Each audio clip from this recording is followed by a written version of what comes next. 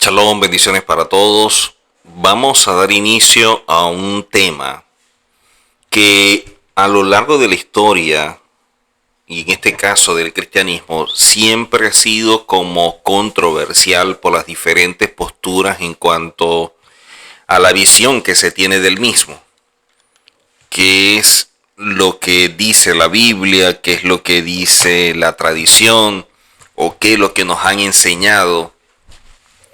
Para poder dilucidar dónde está la verdad y dónde está el mito, dónde pudiera estar aquello que se ha venido agregando o insertando a través de la tradición, pero que carece de algún fundamento.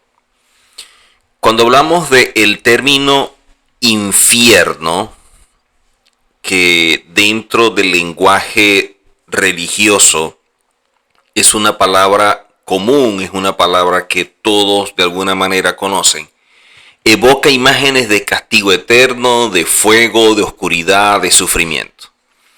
Este concepto ha sido profundamente influenciado por múltiples culturas y religiones a lo largo de los siglos.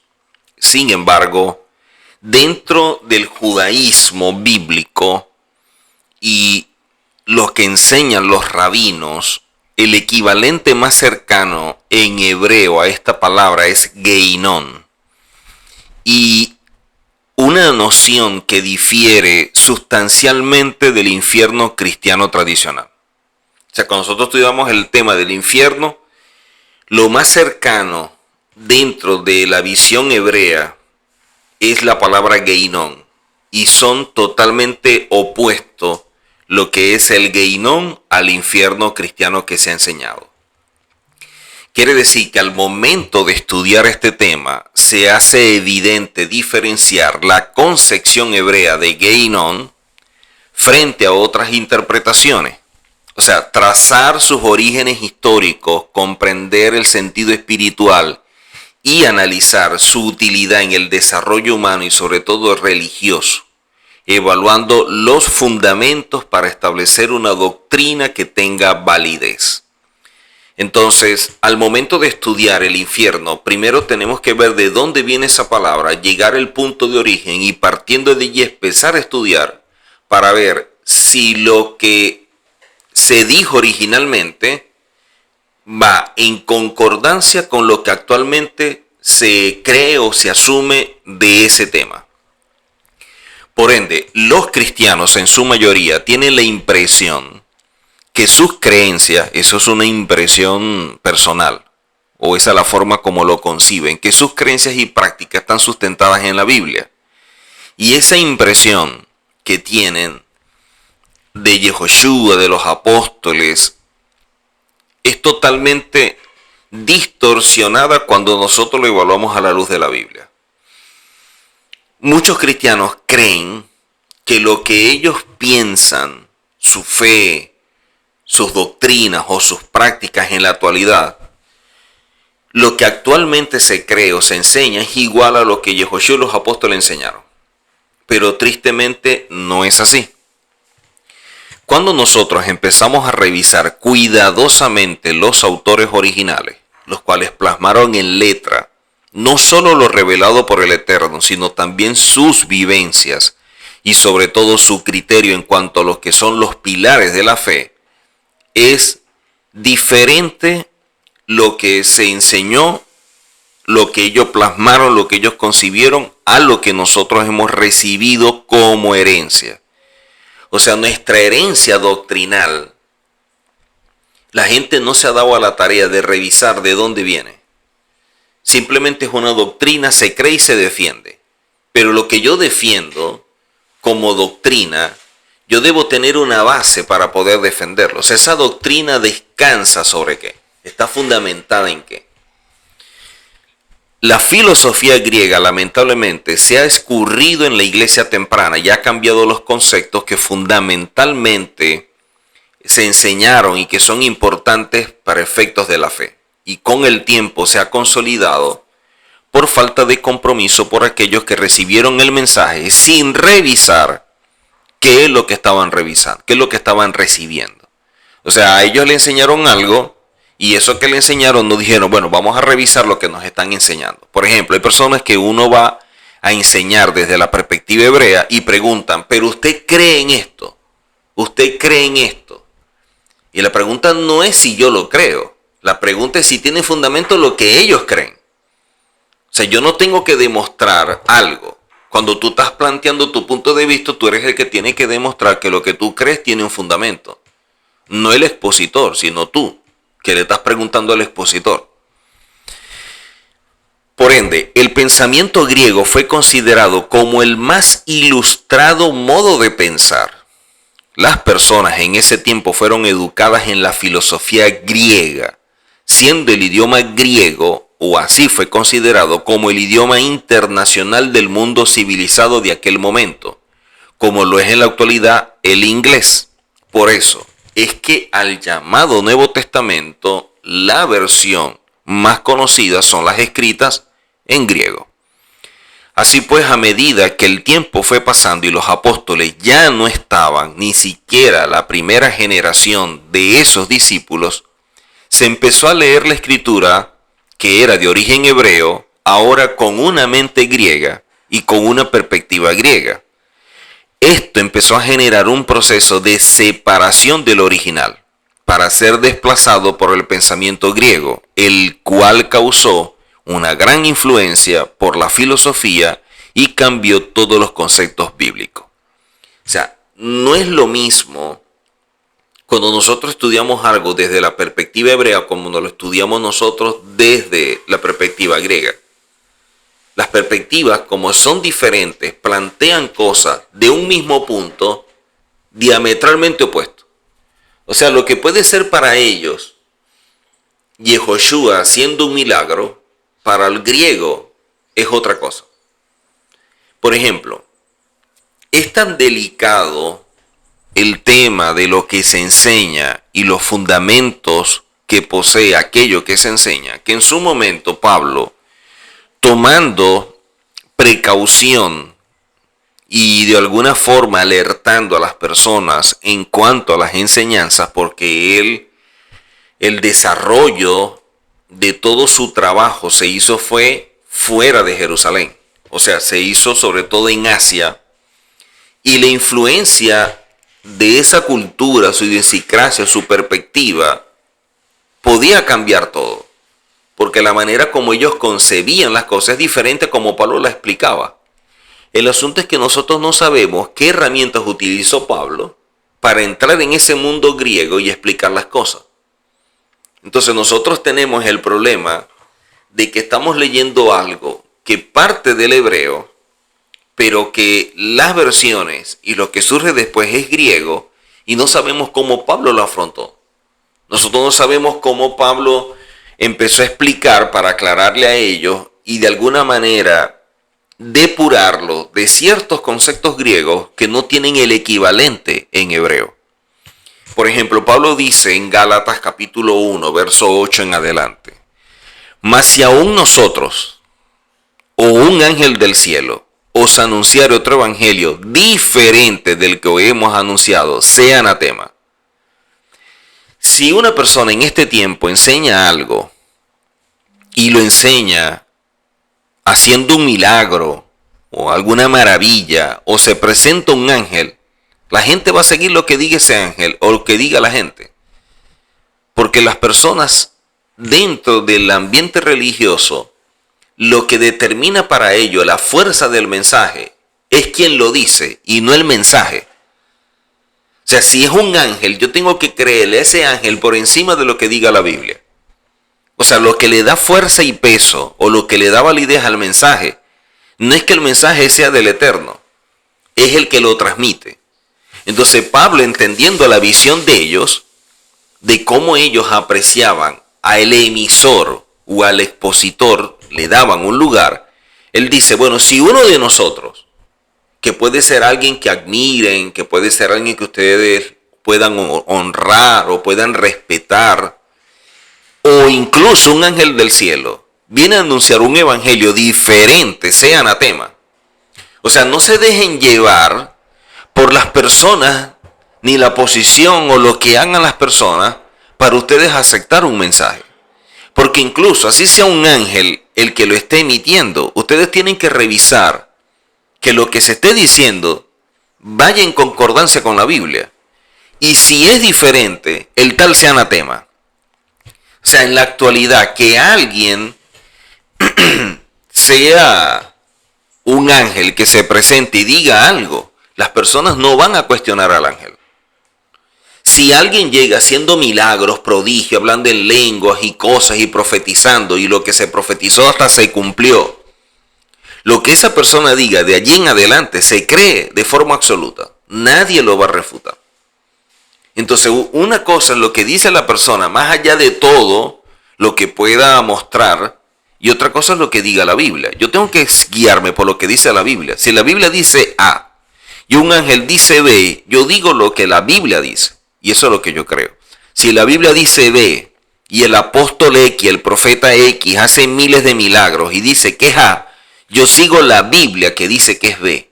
Y para mí lo que diga él está mal y es un anatema. Dice Pablo luego, como antes hemos dicho, también ahora lo repito, si alguno os predica diferente evangelio del que habéis recibido, sea anatema. 2 veces dice que la persona que diga algo diferente es anatema.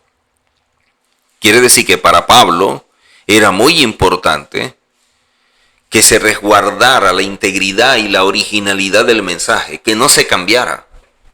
Intentar leer lo escrito en hebreo de esta manera inevitablemente nos va a llevar a interpretaciones equivocadas de los escritos originales, lo cual es exactamente lo que pasó en áreas claves de la teología y la escatología.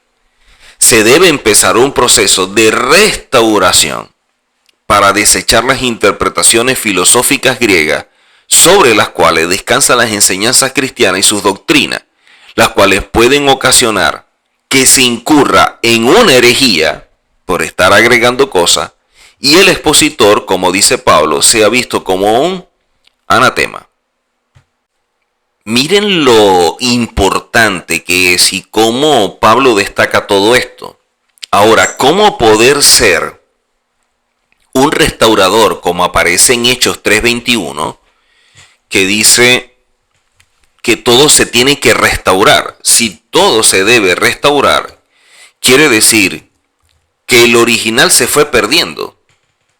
En la medida que fue pasando el tiempo, lo original se fue diluyendo y fue reemplazado por conceptos griegos que son los que se han mantenido a lo largo de la historia sin ser responsables los que están repitiendo un mensaje, porque no se ponen a revisar lo que repiten.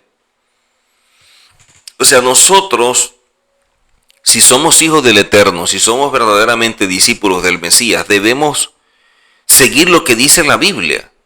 O sea, se oye tan fácil y a la vez es tan duro poder seguir lo que dice la Biblia. O sea, la gente quiere que la Biblia diga lo que ellos piensan y no al revés. O sea, la gente no está buscando la verdad en la Biblia. Lo que está buscando es que la Biblia les diga a ellos, usted tiene la razón, usted tiene la verdad. Eso es imposible. Pedro en su segunda epístola, en el capítulo 3, verso 16 y verso 17, dice lo siguiente. Casi en todas sus epístolas está hablando Pedro de Pablo, hablando en ella de estas cosas, entre las cuales hay algunas difíciles de entender, las cuales los indoctos e inconstantes tuercen, como también las otras escrituras. O sea, no estaban torciendo o malinterpretando lo dicho por Pablo, sino que dice que también las otras escrituras, para su propia perdición. Así que vosotros, oh amados, sabiéndolo de antemano, guardaos, no sea que arrastrados por el error de los inicuos, caigáis de vuestra firmeza. O sea, Pedro está haciendo un llamado de atención, porque lo que Pablo estaba enseñando, la gente lo estaba malinterpretando. Y si Pedro, que está en la misma cultura, con la misma perspectiva, en el mismo tiempo, las mismas enseñanzas, el mismo idioma y modismo, y dice que lo que enseña Pablo es difícil de entender, no podemos ser tan irresponsables de decir que es sencillo, o que Pablo aquí dijo esto, Pablo dijo aquí a otro, sin verificar realmente si es así. Porque Pedro está diciendo que es difícil. Entonces nosotros no podemos pretender verlo como algo más fácil. Y a mucha gente como que le cuesta entender y aceptar esa verdad. Pablo, muchas cosas que enseñó, las enseñó dentro de una cultura donde nosotros no podemos sacar esas palabras de la cultura. Cuando una expresión dicha en un contexto cultural se extrae de ese contexto cultural, lo que se dijo se pierde, no se mantiene, porque lo dicho se va diluyendo en la otra cultura donde ingresa. La Biblia, cuando empezamos a leerla, no enseña, no aparece en ninguna parte, que al morir inmediatamente iremos a vivir en el infierno o sufrir, o irnos al cielo para estar con Dios y allí alabarlo, cantar y estar alegre. O sea, dependiendo si tú eres salvo o no, como el cristianismo enseña, la persona se puede ir para el infierno o para el cielo en el momento en que muera. Pero esa creencia proviene de los llamados gnósticos, una secta del helenismo de los primeros 2 siglos de la era cristiana, que influenció en todo esto. O sea, ¿cómo nosotros creer que siendo el Eterno juez justo, pueda una persona estar padeciendo en el infierno sin tener un juicio?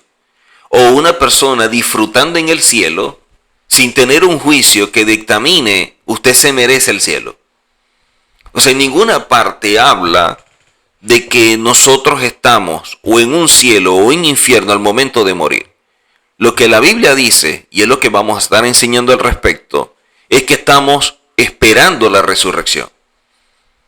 O sea, si la persona está en el cielo, en el infierno, sea en el cielo disfrutando o en el infierno padeciendo, está vivo. Entonces, ¿cómo va a resucitar si está vivo? La resurrección es para alguien que está muerto. Al revisar toda esta filosofía, todo el helenismo, sin duda Platón inspiró a los gnósticos en la creencia de un alma inmortal. Esa alma que no muere, que abandona el cuerpo en ocasión de la muerte física. Platón, siendo un filósofo griego, no hebreo, creyó y enseñó que el hombre tiene un alma inmortal que sobrevive a la muerte física. Entonces hay un alma que no muere. Se sabe que Platón influyó sobre los padres de la iglesia cristiana, como Orígenes, también influenció sobre Agustín de Hipona, principal teólogo del catolicismo, y Platón a su vez estuvo influenciado, o sea, Platón influenció a mucha gente, pero también él estuvo influenciado por los misterios órficos y los conceptos pitagóricos y zoroastrianos del momento. Por lo tanto, el pensamiento occidental encuentra sus raíces más profundas en la tradición filosófica de la Grecia clásica, particularmente en el siglo IV y V antes de la era común, con 3 figuras fundamentales: Sócrates, Platón y Aristóteles. Estos filósofos no solo fundaron escuelas y líneas de pensamiento, sino que también transformaron la concepción del ser humano, la ética, la política, el conocimiento y la realidad. Se influenciaron sobre todo, porque sus ideas trascendieron su tiempo, influenciando profundamente otras culturas como la romana, de allí los conceptos greco-romanos. Incluso también muchos judíos que en los días previos a la revuelta macabeo se vieron asimilados por esta cultura de Grecia, a los cuales se les llamó judíos helenistas, y de igual forma lo que conocemos como cristianismo primitivo. Y esto sigue marcando el pensamiento moderno, pero sobre todo el religioso. Quiere decir que al momento de nosotros estudiar la Biblia, estamos siguiendo más filósofos que a rabinos, más lo griego que lo hebreo. más a Aristóteles, a Platón o a Sócrates que a Abraham, Isaac y Jacob. Y si eso es así, ¿cuánto nos hemos desviado de la verdad? Porque esto dio origen a escuelas como el estoicismo, el epicureísmo y el neoplatonismo. Incluso Pablo debatió con los epicúreos, con los estoicos y todo esto. Y estas escuelas, con su pensamiento y su influencia, no pueden ser ignoradas porque las creencias actuales de la iglesia tienen su base en esta escuela, en este pensamiento y en esta filosofía. Quiere decir que de esta manera empezó a establecerse una influencia muy fuerte en la teología cristiana, donde la visión dualista de alma-cuerpo y de mundo material y mundo espiritual impactó muchísimo a San Agustín, quien platonizó el cristianismo primitivo y la intervención de pensadores escolásticos como Santo Tomás de Aquino, quien fusionó el aristotelismo con el cristianismo. Entonces el cristianismo primitivo se vio influenciado por todo esto. Y miren que esa visión de Aristóteles se transformó en el fundamento del cristianismo original. Por eso cuando a veces hablamos de las raíces hebreas del cristianismo, se oye muy bonito, pero ¿qué tan cierto es eso? Yo creo que deberíamos llamarlo las raíces griegas del cristianismo, no raíces hebreas, porque las raíces no tienen nada que ver con lo hebreo. Así pues, comprender cómo las principales escuelas filosóficas grecorromanas y corrientes de pensamiento anteriores al siglo I influyeron en la formación y desarrollo del cristianismo primitivo posterior al siglo I, consumándose con los llamados padres de la iglesia, que todos eran griegos, ninguno era judío, como Justino Mártir, como Orígenes, como Atenágoras, como Clemente de Alejandría, como Agustín de Hipona, quienes fueron profundamente influenciados por el pensamiento griego. De hecho, si nosotros empezamos a estudiar la teología patrística, nos damos cuenta que todo se ha generado dentro de un proceso de sincretismo filosófico religioso sin precedente, reflejando en la teología cristiana emergente que iba surgiendo que este sincretismo no fue una simple adopción. O sea, el sincretismo, la mezcla de conceptos, es una reinterpretación teológica desde la matriz judía que tenía como núcleo la revelación del Eterno. No podemos olvidar que Orígenes y otros teólogos cristianos adoptaron estos métodos griegos para interpretar las escrituras, destacando significados espirituales y filosóficos más allá del texto literal. Entonces, la interpretación y los modelos que surgieron ya no estaban en lo literal que se leía, sino en la interpretación que se enseñaba. Entonces, lo que yo estaba interpretando, yo lo estaba enseñando y las personas lo estaban siguiendo, pero el que lo está siguiendo no tiene un texto para corroborar que el expositor seguía lo literal. Entonces eran puntos de vista. O sea, empezaba esa idea de pensamiento y esas teorías y todo esto que a lo largo del tiempo se transformaron en doctrinas.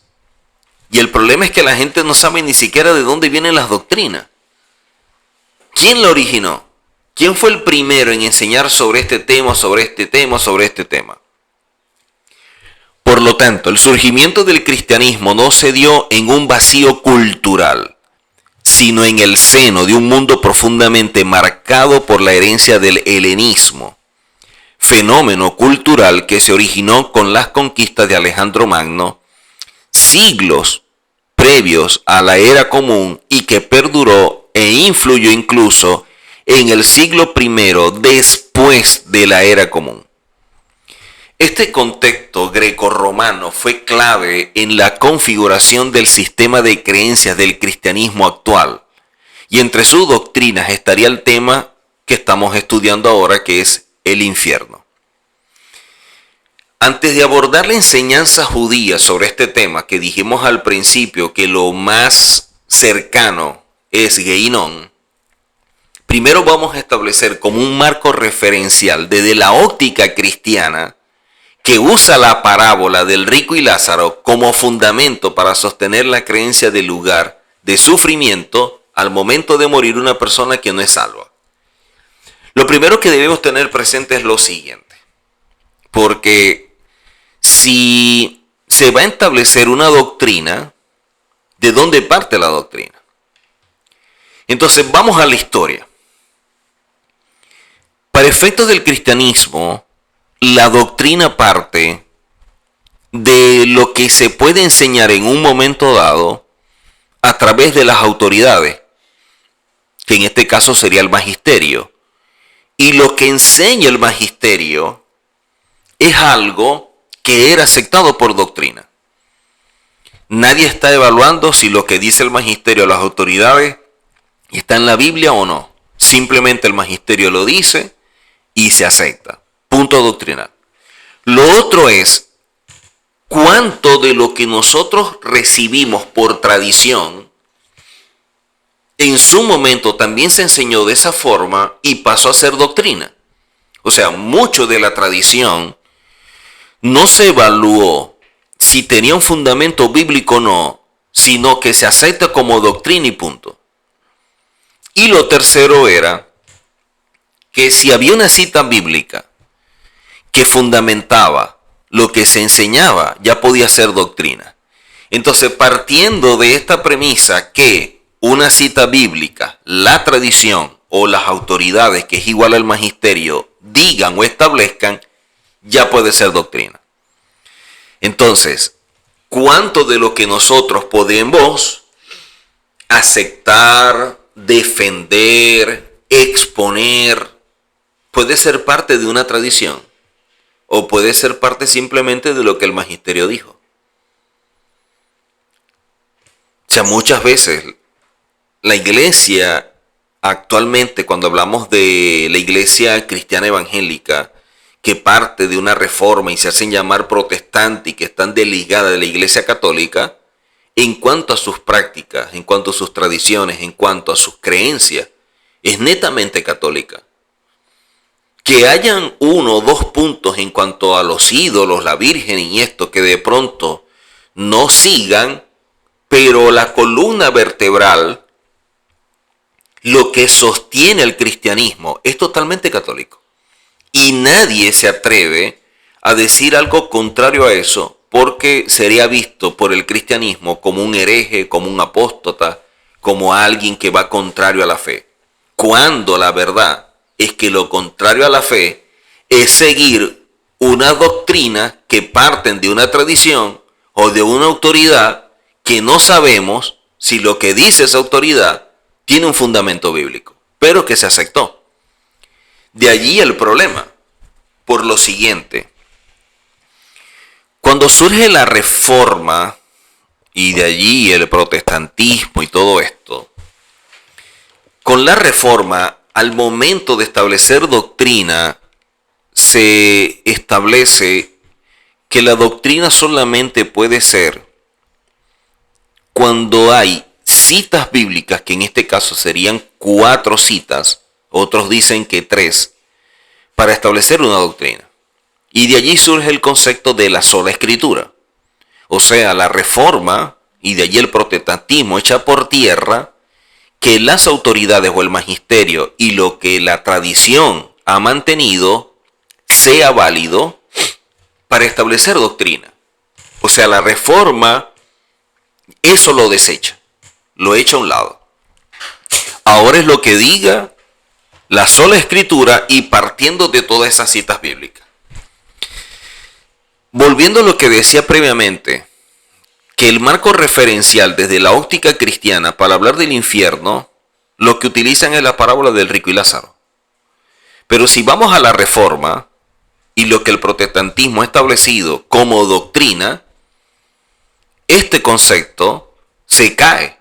O sea, esta doctrina se cae. Porque si lo que vamos a utilizar es la parábola del rico y Lázaro, no es lo que a mí me da seguridad o fundamento para sostener una creencia de un lugar de sufrimiento al momento de morir. Primeramente, La parábola del rico y Lázaro solamente la enseña Lucas. Yo no veo esa parábola del rico y Lázaro en otro evangelio. Lucas es el único que lo dice. Primero. Segundo,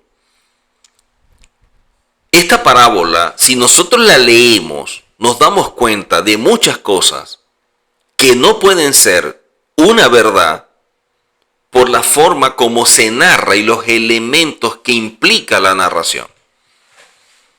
Ya se ve que no es una verdad. Otros dicen que sí es verdad porque menciona a un rico, menciona a Lázaro y por lo tanto al mencionar a estos personajes ya se asume que es una verdad. Pero es que no se está siguiendo los parámetros de lo que es una parábola, que en hebreo es conocido como mashal, para que de esta forma podamos interpretarla correctamente. Pero pongamos el caso, el supuesto, que esta parábola sea un evento real. Solamente habría una cita bíblica. Y si vamos a seguir esto como doctrina, entonces estamos siguiendo las pautas del Vaticano. Entonces, ¿cómo decir que somos protestantes o parte de la Reforma si no seguimos lo que la Reforma estableció? Leamos la parábola. Había un hombre rico que se vestía de lino fino y púrpura y vivía haciendo banquetes tras banquetes de manera desperdiciada. Bueno, yo entiendo que el hombre sea rico y que quiera hacer banquete, pero decir que todo el tiempo estaba haciendo banquetes y banquetes, bueno. Y cierto hombre muy pobre, que en hebreo no aparece que se llame Lázaro, sino aparece que se llama Eleazar, había sido colocado a su puerta.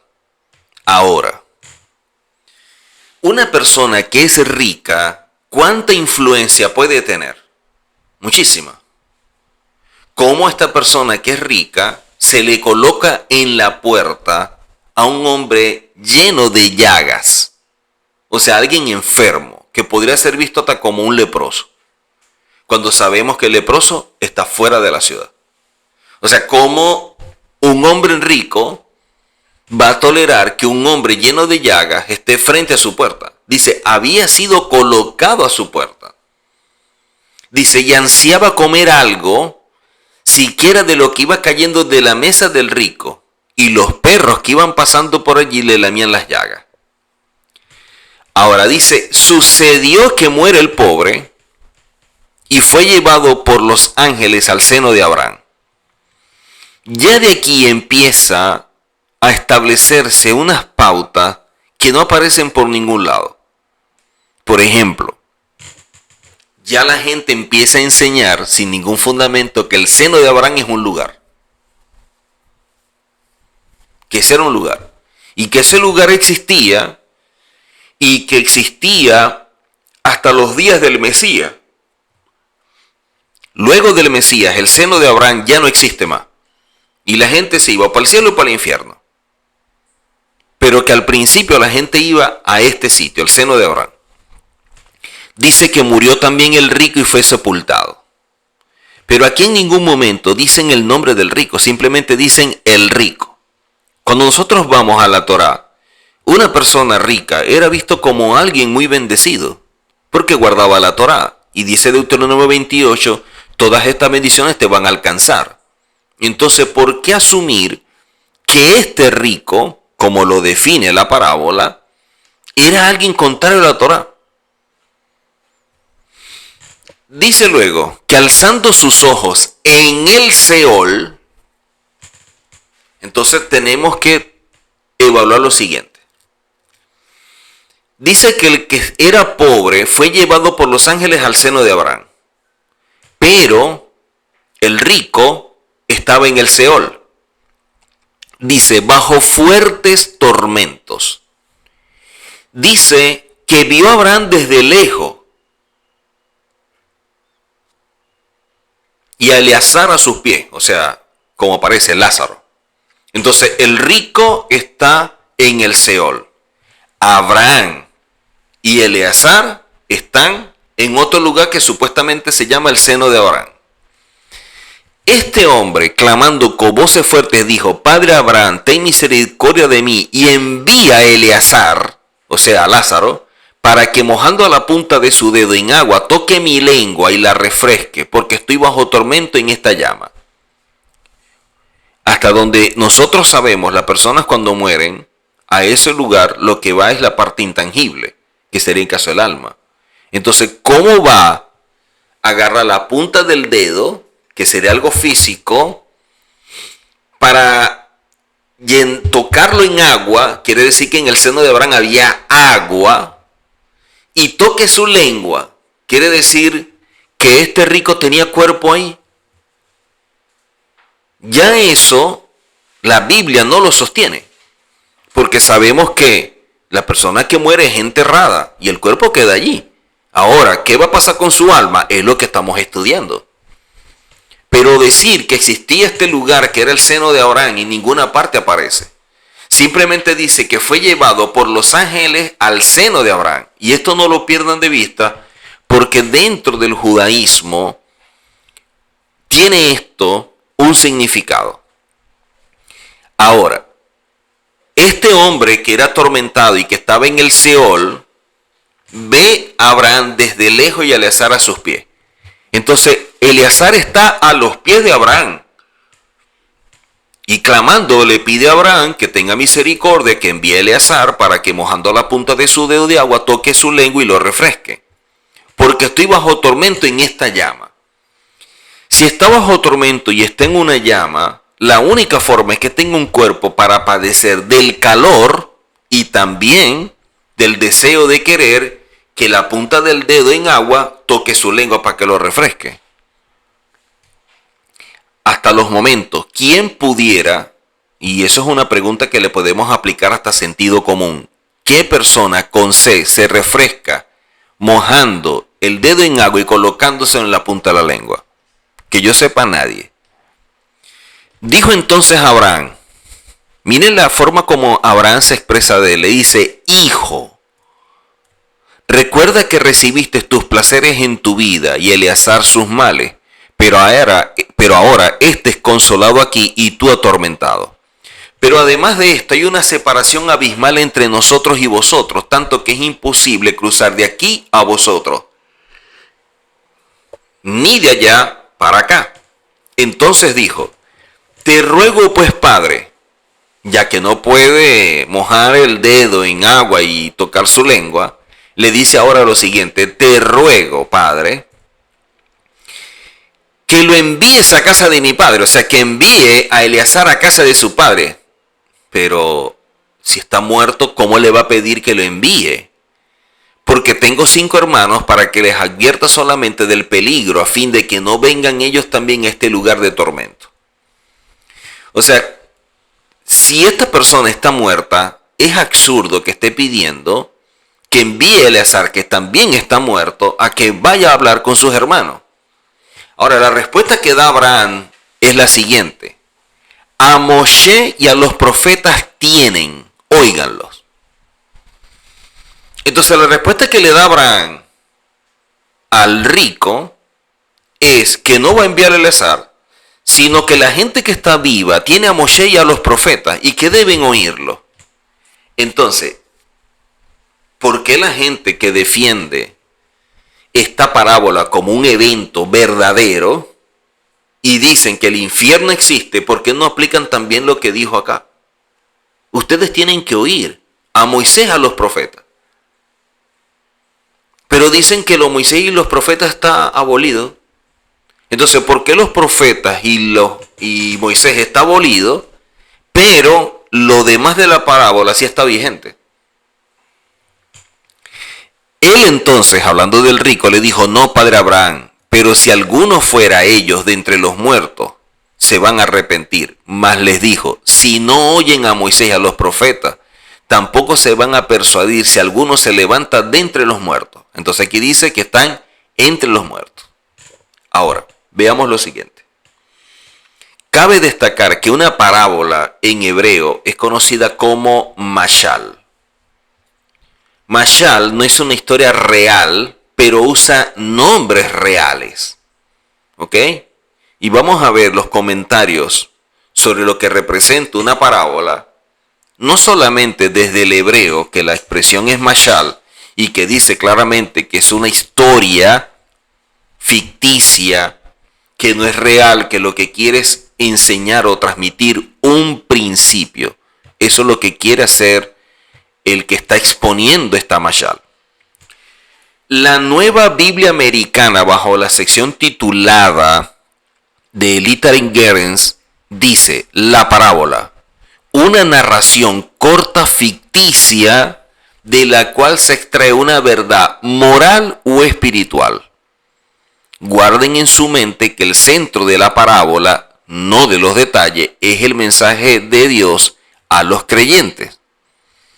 Eso es lo que dice la Nueva Biblia Americana. ¿Qué dice el Diccionario Bíblico Teológico de Liderazgo? El Diccionario Bíblico Teológico de Liderazgo dice: las parábolas son ficticias, nunca han sucedido, son hechas para mostrar un propósito. No podemos tomar esta parábola literalmente. Si lo hacemos, contradice todo lo que la Biblia nos enseña, que usted recibirá su galardón o castigo en el día del juicio final, no antes. Eso lo dice el Diccionario Bíblico Teológico para Líderes. La Asociación de Escatólogos y Apologistas en América dicen lo siguiente: una parábola no es un evento real en el sentido de que sea un hecho histórico o una experiencia personal que haya sucedido exactamente como se describe.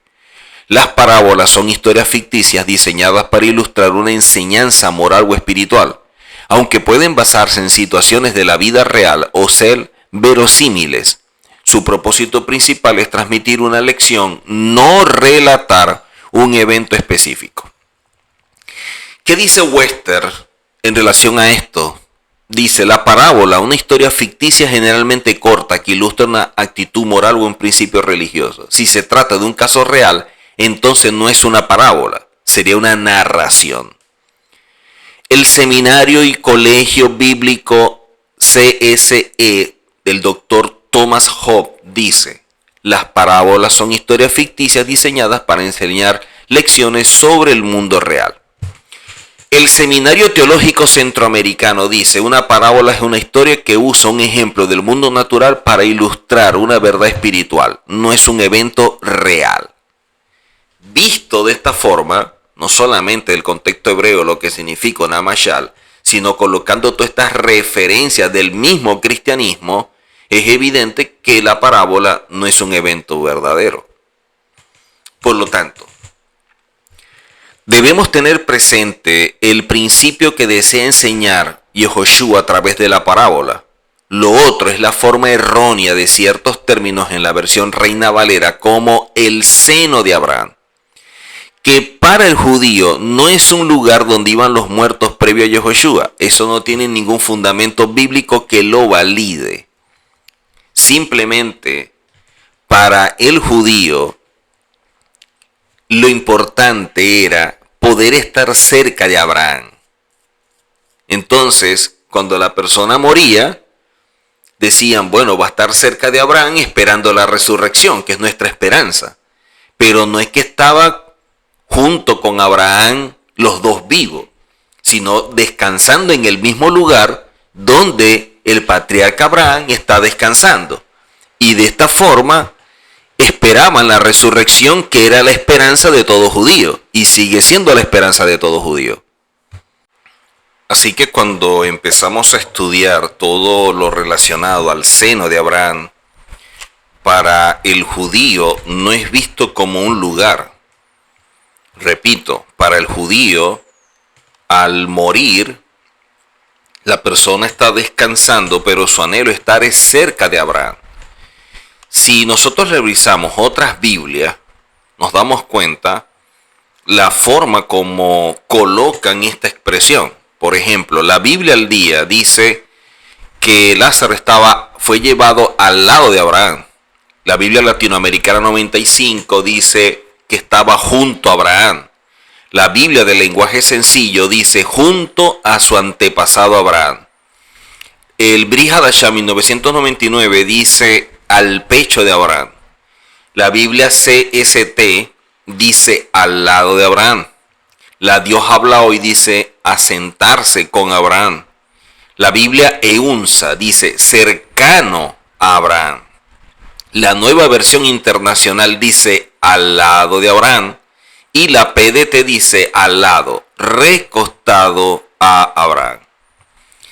O sea, nunca es visto como un lugar, sino que la persona estaba durmiendo, esperando la resurrección, pero que estaba cerca, junto o al lado o con Abraham.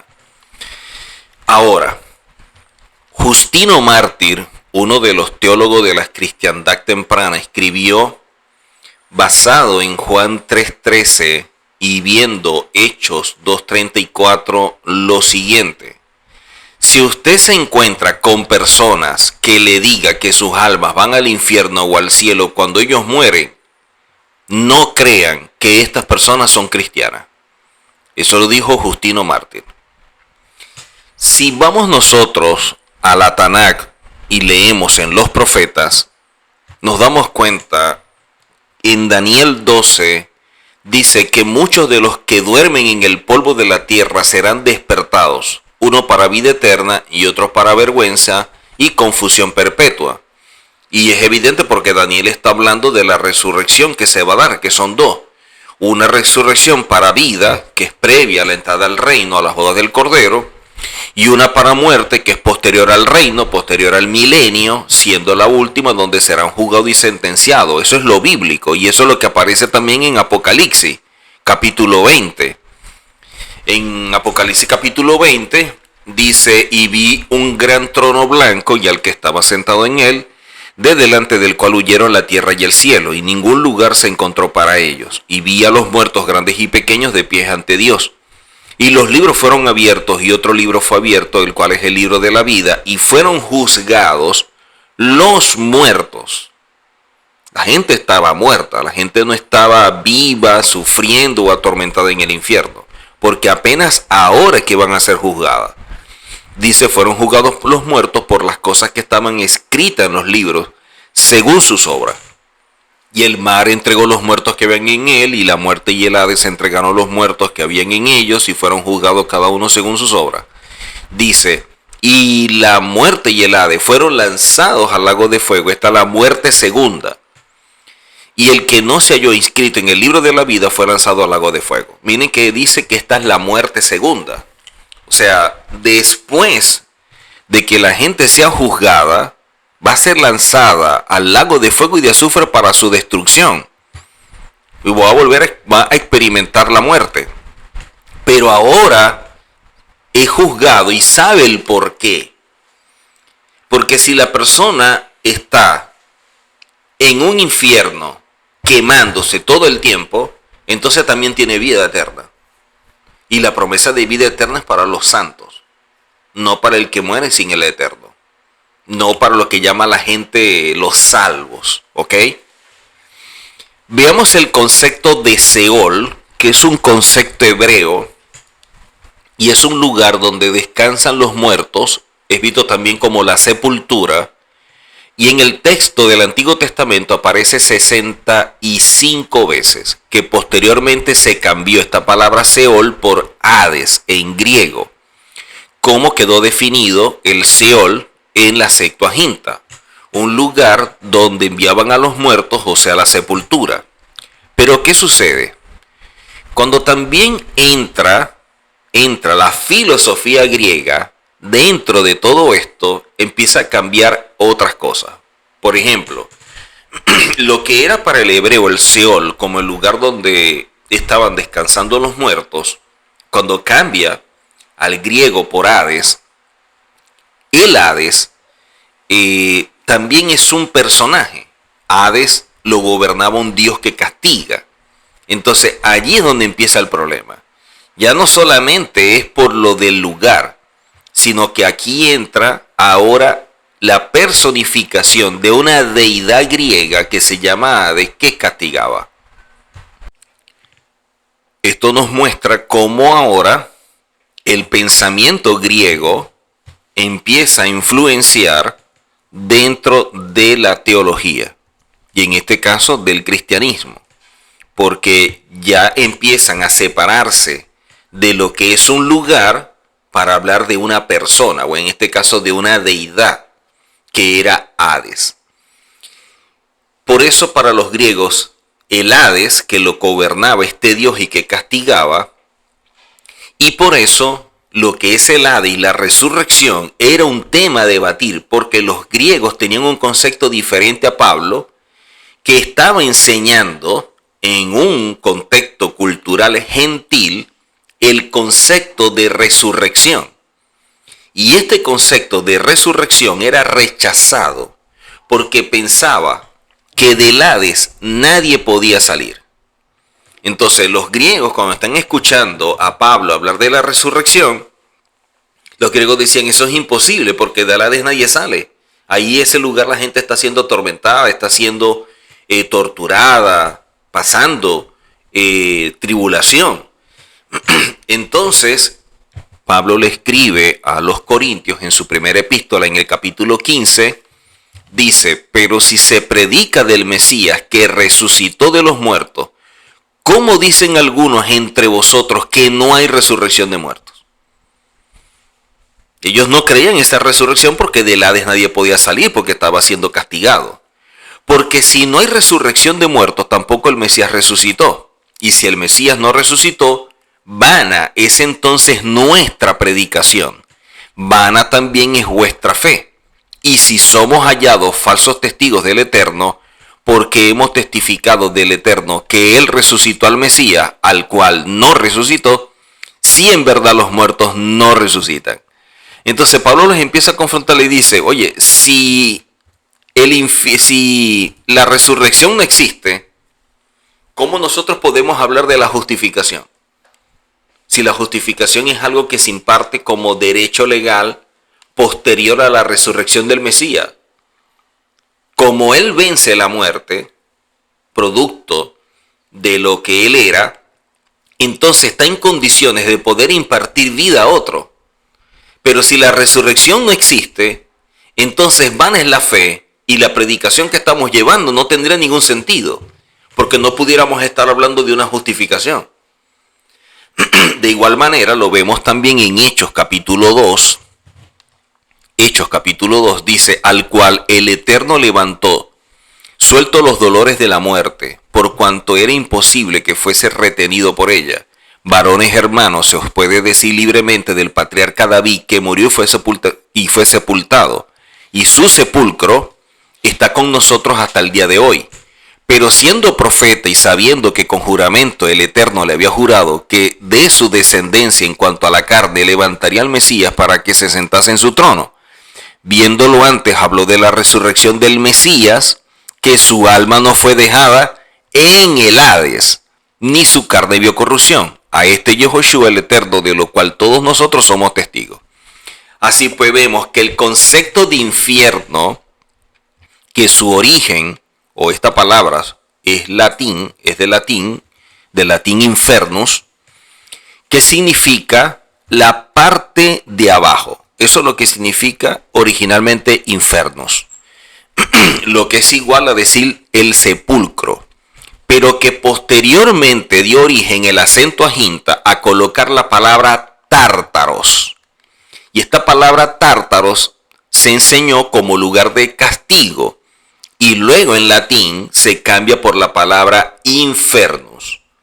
Entonces cuando vemos la historia, lo que originalmente era Geinón cambia por completo de lugar a una deidad que controla un lugar, y esa deidad era la que castigaba. Pero más adelante, entonces, colocan a este lugar como el Tártaros.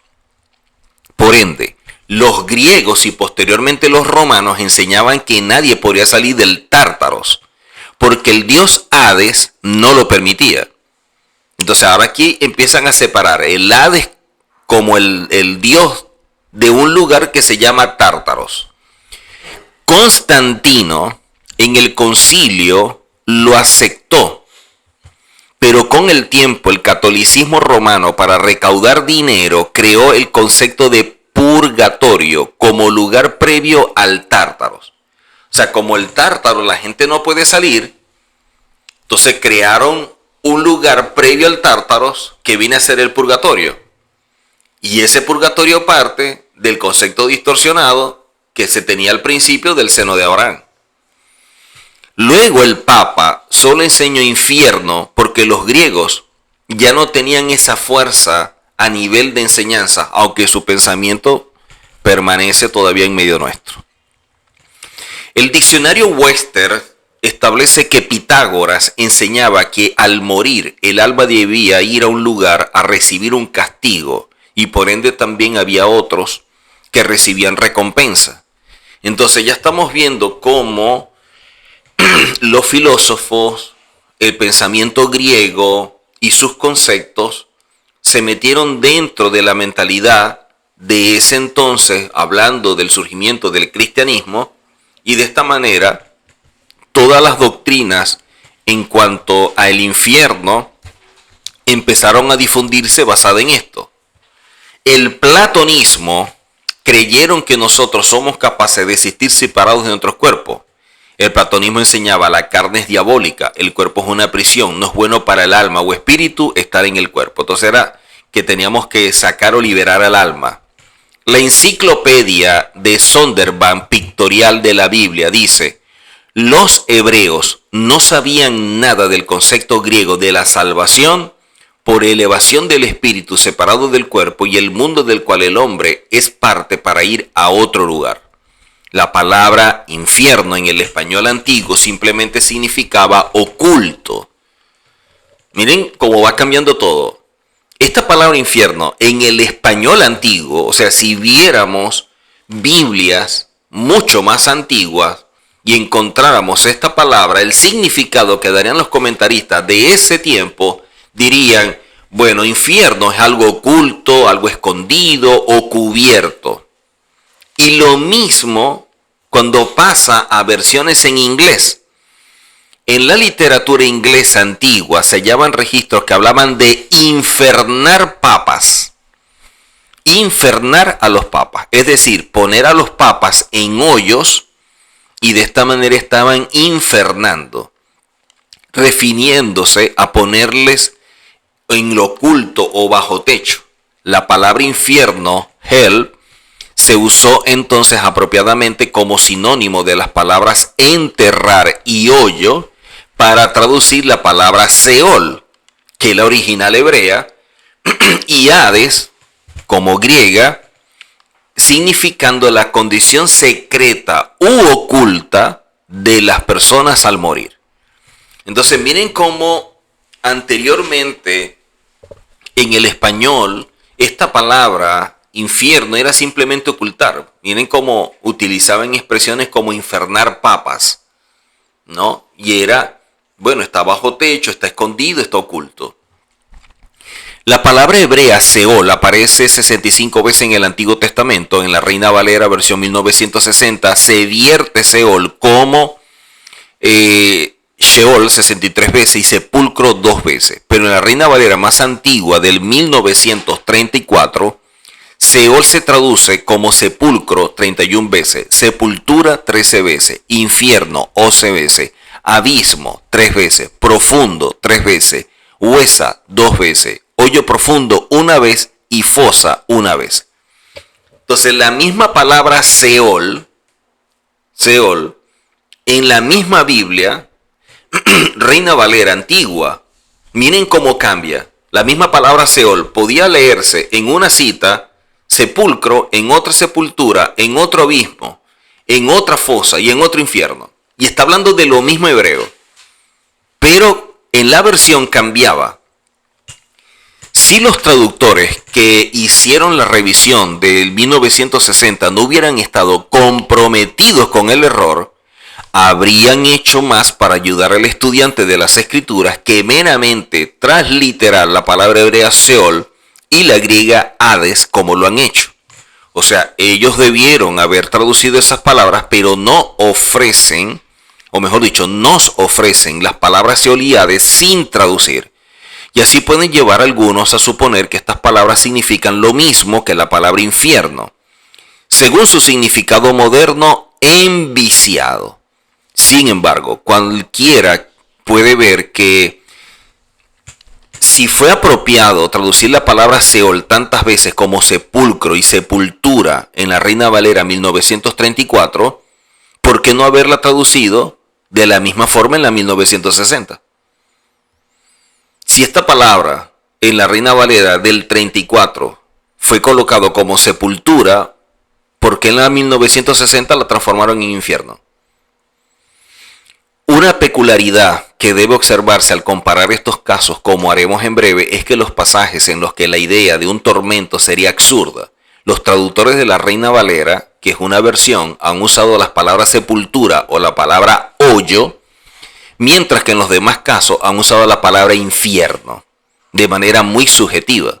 Y el lector entrenado por tanto tiempo en la idea del tormento eterno, lee la palabra infierno y piensa en ella como que significa un lugar de tormento o de tribulación en vez de lugar de sepultura o un lugar oculto, que sería lo correcto.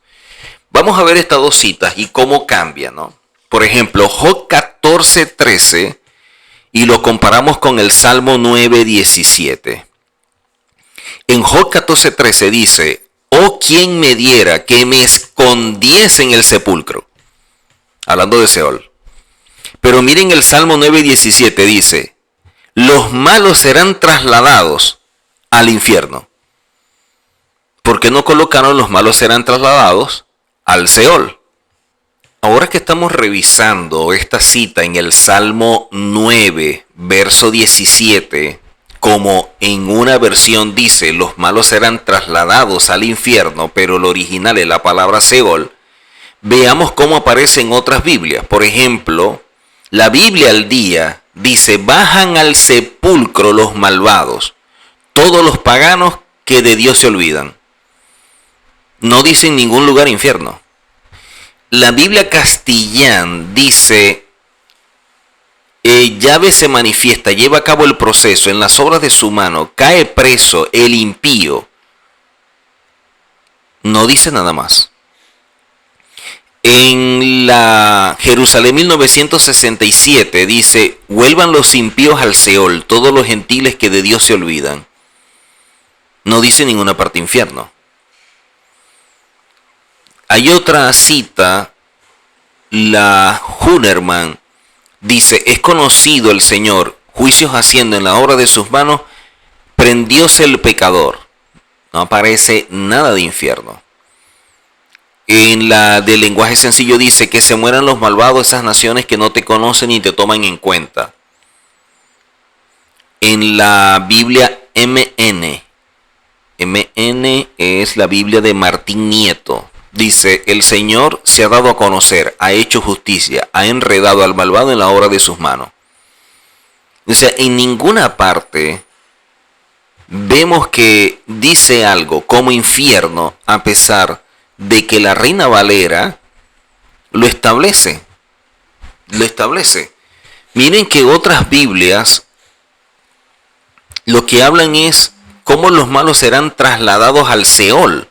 La Biblia Jerusalén del 77, vuelvan los impíos al Seol. No dice infierno. Siempre está hablando de la tumba. Está hablando de todas estas personas que han muerto, que están en la tumba y que tienen que esperar un juicio. Y a través de este juicio, bueno, entonces verán la sentencia. La palabra que aparece tanto en Job 14 como en el Salmo 9 es la palabra hebrea Seol. Pero miren cómo en una colocaron sepulcro y en otra colocaron infierno. Y es la misma palabra. O sea, no hay razón para que no se use la misma expresión sepulcro en ambos. Pero cuán absurdo sería que Job le pidiera al Eterno que lo escondiera en un infierno de tortura eterna. Por ejemplo, si leyéramos Job y aplicamos la misma palabra infierno, como la aplicaron en Salmo, diríamos: ¿quién me diera para que me escondiese en el infierno? O sea, ese sería el anhelo de Job. Absurdo. Como notamos antes, la palabra hebrea Seol, que aparece 65 veces en el Antiguo Testamento y en todos los casos significa lo mismo, sepultura, No significa tormento, ni infierno, ni lugar de fuego, ni nada que se le parezca en lo más mínimo. Todo lo contrario, en vez de un lugar de fuego ardiente, se le describe en el contexto como un lugar oscuro, como lo dice Job en el capítulo 10, en vez de un lugar donde se oyen gritos y lamentos. Más bien se lo describe en el contexto como un lugar de silencio. Aparece así en el Salmo 115.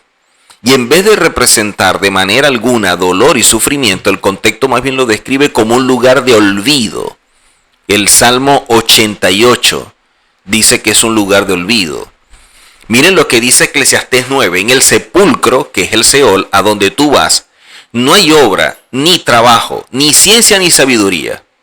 O sea, hasta en la misma revisión de 1960, en esta cita de Eclesiastés 9, el Seol lo tradujeron como sepulcro, no lo tradujeron como infierno. Por lo tanto, el significado de Seol sería la tumba, que es un lugar oculto, según se aplica la condición del hombre en la muerte, en la cual todo está oculto, excepto para el ojo de la fe. De ahí que por asociación, y la gente utilizará la palabra a menudo en el sentido de sepultura o la tumba, por ser un lugar oculto, o el lugar después del cual solamente los que tienen iluminado el ojo del entendimiento pueden ver una resurrección, cuando en este caso vuelve el Mesías. Evidentemente la gente está descansando, pero descansan con esa promesa, pues aferrados a una fe que dice que todos aquellos que han caminado en santidad volverán a la vida y ser parte del mundo venidero. Nótese particularmente que esa misma palabra Seol se traduce 31 veces como sepulcro, 13 como sepultura y hoyo profundo, y 2 veces como la fosa, en la Biblia Reina Valera antigua, por los mismos traductores. Y más veces se traduce de esta forma que la palabra infierno. Por ejemplo, en el caso de Jonás, el lugar oculto, sepulcro, era el vientre de un pez enorme, no el infierno de la ballena, donde Jonás estuvo vivo y donde clamó al Todopoderoso. En los escritos apostólicos, hablando del Nuevo Testamento, a la palabra griega Hades corresponde exactamente a la palabra hebrea Seol. Y esto se puede corroborar en lo que se traduce Seol como Hades en griego, que en español es infierno de la Reina Valera. Pero mire que en Hechos capítulo 2, la Reina Valera antigua dice: no dejarás mi alma en el sepulcro. Pero las más modernas dicen: no dejarás mi alma en el infierno. Entonces, ¿cómo la misma versión, cambiando en tiempo, puede de inmediato sustituir una palabra por otra? O sea, sustituir sepultura por infierno. De este pasaje bíblico, traducido así en esta versión católica, es que surge la frase del credo católico, que dice: descendió a los infiernos. Esto es una cita del Salmo 16, donde en la misma Reina Valera se traduce: porque no dejarás mi alma en el sepulcro, aclarándose así que lo que se ha llamado equivocadamente el infierno no es otra cosa que el sepulcro, donde están todos los muertos, buenos y malos. Buenos y malos. Y en ese mismo sepulcro es que tuvo el Mesías por 3 días y por 3 noches. Estos pasajes, especialmente en Malaquías 4 y Agdías 1, los cuales nos enseñan que a los impíos no se les dejará ni raíz ni rama, sino que serán ceniza bajo los pies de los justos y que serán como si nunca hubieran existido, porque su castigo será destrucción eterna. Y allí es donde vemos nosotros lo que se ha venido enseñando y cómo se distorsiona, cómo cambia todo. Por ejemplo, en Tesalonicenses capítulo 1:9, y es importante aclarar esto, porque esto también afectaría el concepto de vida eterna. Miren lo que dice 2 Tesalonicenses capítulo 1, verso 9. Los cuales sufrirán pena de eterna perdición, excluidos de la presencia del Adón y de la gloria de su poder. Dice: los cuales sufrirán pena de eterna perdición. Por ende, cuando se habla del castigo para los pecadores en el cristianismo, siempre se asume que será un tormento eterno. Siempre se habla de un tormento eterno, de personas quemándose, pero no se consumen. Experimentan el dolor del fuego y la quemadura en el alma, pero ¿acaso eso no es algo que siente el cuerpo, lo físico, y no el alma, que es intangible? En pocas palabras, entonces los pecadores también van a tener vida eterna. Lo único que una vida eterna de tormento o de tortura en este caso, pero la Biblia no dice eso. Sin embargo, en lo natural a una persona se le dicta cadena perpetua y no va a estar preso por los siglos de los siglos. Simplemente que esa sentencia es absoluta, no se puede revertir. Pero cuando te dicen, y usted tiene cadena perpetua, no vas a estar vivo todo el tiempo en esa cárcel. Va a llegar un momento que vas a tener que morir. Lo único que la sentencia es perpetua. Así que el fuego eterno no significa quemarse por siempre, ni que estás todo el tiempo torturando y quemándote, sino que la condena establecida por el juez justo no va a cambiar. Es una sentencia dictada y se va a cumplir.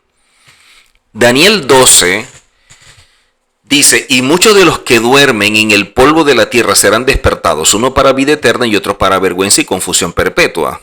Y este pasaje no dice tortura eterna o sufrimiento eterno, como interpretan muchos predicadores modernos.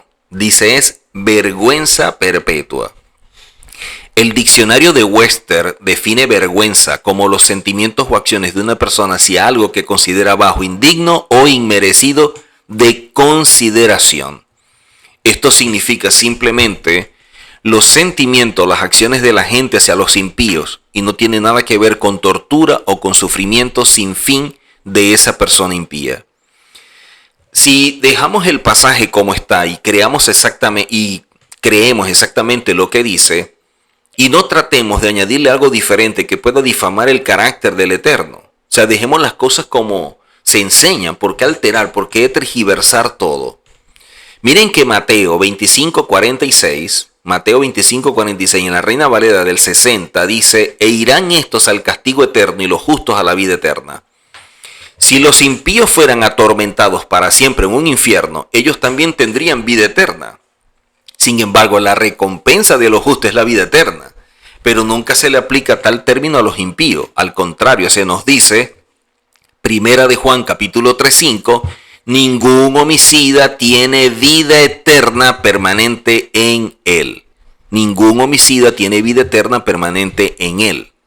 Entonces, no podemos tomar esas palabras cuando hablan de perpetuidad o eternidad, que es la condición de una persona que en este caso ha sido castigada, sino que la sentencia no tiene vuelta. Cuando leemos entonces la Biblia en Primera de Juan 3:15, dice que ningún homicida tiene vida eterna permanente en él. Ningún homicida tiene vida permanente en él. Quiere decir que la vida eterna que da el Creador se le infunde a la persona mediante la permanencia de la santidad en ella, el cual ningún impío tiene ni tendrá, y por lo tanto no podrá jamás tener vida eterna, no importa dónde se encuentre. En Marcos capítulo 9 dice, y si tu ojo te fuera ocasión de caer, sácalo. Mejor te es entrar en el reino del Todopoderoso con un ojo que teniendo dos ojos ser echado al infierno, donde el gusano de ellos no muere y el fuego nunca se apaga. Si nosotros leemos en una Biblia con referencias marginales, notará que hay un numerito o una letra pequeña al lado de la palabra infierno que lo refiere al margen donde dice Gehenna. Y todo diccionario bíblico le dirá que la palabra Gehenna es el nombre del valle que colinda con Jerusalén por el sur, conocido también como el valle de Hinón. Ese valle era que se echaba toda la basura de la ciudad y también los cadáveres de asnos, camellos y otros animales. Constantemente se mantenía el fuego ardiendo para consumir esos cadáveres, mientras que alrededor, donde el fuego no consumía toda la carne, los gusanos estaban constantemente consumiendo lo que quedaba. Entonces, si ellos en vez de haber colocado en Marcos 9, haber colocado infierno, hubieran dicho, bueno, si tu ojo te fuera ocasión de caer, saca, a lo mejor te es entrar en el reino del Todopoderoso con un ojo, que teniendo dos ojos ser echado al valle de Hinón. Eso nos hubiera ahorrado muchísimas cosas, pero en vez de valle Hinón o Gehenna, colocaron fue infierno, y la interpretación griega de infierno también influye en la manera de interpretar todo esto. La palabra Gená, también en el diccionario de Webster, allí dice el valle de Hinón cerca de Jerusalén, donde se arrojaban desperdicio y se mantenían fuegos ardiendo constantemente para prevenir la pestilencia. Por lo tanto, era un lugar como un crematorio. ¿Ok? Isaías 26 dice, muertos son, no vivirán, han fallecido, no resucitarán, porque los castigaste y destruiste y deshiciste todo su recuerdo. Es importante agregar el siguiente análisis del concepto bíblico del infierno, que está basado en la versión tradicional de la Biblia inglesa de James King, también llamada la versión autorizada de 1611. En esta versión, tanto la palabra hebrea Seol en el Antiguo Testamento como la palabra griega Hades en el Nuevo son frecuentemente representadas por el equivalente inglés de la palabra española infierno. En la Reina Valera 1960 esta traducción ha desaparecido y las palabras originales arriba mencionadas son casi siempre vertidas como Seol y Hades, respectivamente. Sin embargo, se estima que el análisis que sigue puede ser de mucha utilidad para el lector de la Biblia castellana, ayudándole a entender que representan las palabras Seol y Hades que aparecen en la Biblia castellana moderna y que no tienen ninguna relación con un lugar de tortura o algo así. Miren lo que dice Ezequiel 32. Ezequiel 32. Dice, en medio de los muertos le pusieron lecho, con toda su multitud a sus alrededores están sus sepulcros. Todos ellos incircuncisos, muertos a espada, porque fue puesto su espanto en la tierra de los vivientes. Mas llevaron su confusión con los que descienden al sepulcro. Él fue puesto en medio de los muertos. Allí Mesec y Tubal y toda su multitud, sus sepulcros en sus alrededores, todos ellos incircuncisos, muertos a espada, porque habían sembrado su terror en la tierra de los vivientes. Y no yacerán con los fuertes de los incircuncisos que cayeron, los cuales descendieron al Seol con sus armas de guerra y sus espadas puestas debajo de sus cabezas. Mas sus pecados estarán sobre sus huesos, por cuanto fueron terror de fuertes en la tierra de los vivientes. Miren que si esta palabra Seol o sepulcro, que aparece acá, la cambiamos por infierno, entonces estaríamos diciendo que en lugar al cual los aparejos militares pueden acompañar a su dueño, sería el infierno. Y sería absurdo. Dice, allí está Siria con toda su multitud, en derredor de él estarán sus sepulcros. Hubieran colocado, bueno, estarán allí sus infiernos. Todos ellos cayeron muertos a espada. Sus infiernos fueron puestos a los lados de la fosa y su gente está por alrededor de su infierno. Entonces, allí sería absurdo. Pero es la misma palabra. Gená y es la misma palabra Hades. Pero aquí, cuando leyeron, era tan absurdo que no pudieron colocar infierno. Tuvieron que seguir la verdad y colocar sepulcro. Las referencias señalan el modo oriental de sepulcro en el cual se usaba una fosa o cueva como entierro. Los cuerpos de los muertos se depositaban en nichos labrados en el muro. Como signo de honor militar, los soldados eran enterrados con sus armas y sus espadas eran puestas debajo de su cabeza. Y de esta forma descendían al Seol o a la tumba o al sepulcro con sus armas de guerra. Por eso dice, se verá que el Seol o el infierno originalmente es la palabra sepulcro. No tiene ninguna relación con infierno. Hay otra palabra traducida como infierno en la Biblia Reina Valera 1960 que no se refiere al sepulcro, pero que tampoco apoya la creencia tradicional. Esta palabra que estamos estudiando es Gená, que aparece en los siguientes pasajes de Mateo capítulo 5, Mateo 10, Mateo 18, Mateo 23, Marcos 9, Lucas 12 y Santiago 3. En realidad la palabra no se debió traducir. Es un nombre propio y como todos los nombres propios solo se debe transliterar. Es un compuesto griego que significa el valle de Hinnom. Calmet en su diccionario bíblico la define del siguiente modo. Gená o valle de Hinnom, como aparece en Josué 15 y en el segundo libro de Reyes 23, es un valle contiguo a Jerusalén a través del cual pasaban los límites sureños de la tribu de Benjamín. Miren que en Lucas 12 dice de la siguiente forma: mas os digo, amigos míos, no temáis a los que matan al cuerpo y después nada pueden hacer, pero os enseñaré a quién debes temer. temed aquel que después de haber quitado la vida tiene poder de echar en el valle de Hinón, sí, os digo, a este temed. Ahora, ¿qué hizo la Reina Valera en 1960? Dijo, bueno, ténganle miedo a aquel que puede echarlos en el infierno. Este valle de Hinón o valle de Tosef, un lugar donde habían altares de Tofet, que significa ardiendo o inmundicia, estaba localizado en el valle del hijo de Hinón, lugar donde se botaba el escombro y la basura de la ciudad. Este altar se utilizó para rendir culto a Moloch, un dios que demandaba sacrificio de niños, que aparece en el segundo libro de Reyes. Su valle de sacrificio se transformaría en valle de matanzas a manos de los babilonios, en el mismo lugar en que el pueblo mató a sus hijos en pecaminosa idolatría. Él también sería masacrado.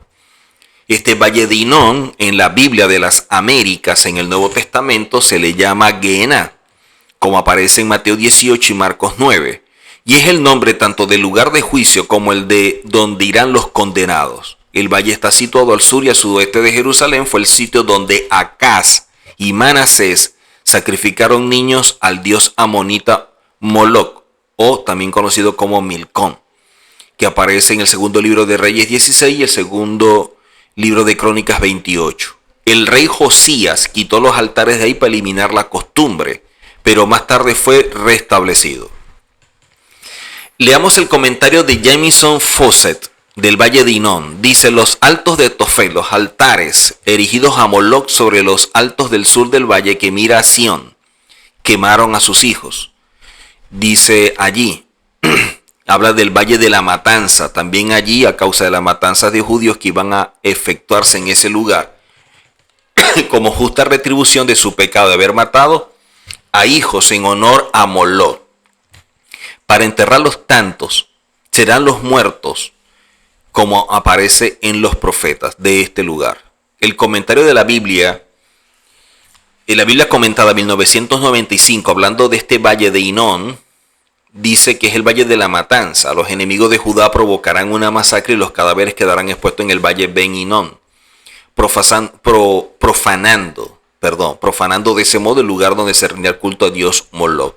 Nótese la gravedad del castigo que se anuncia para los antiguos israelitas. No ser sepultado después de muerto era una de las cosas más horribles que podía ocurrir en una persona. Y así aparece en Deuteronomio 28, Jeremías 8.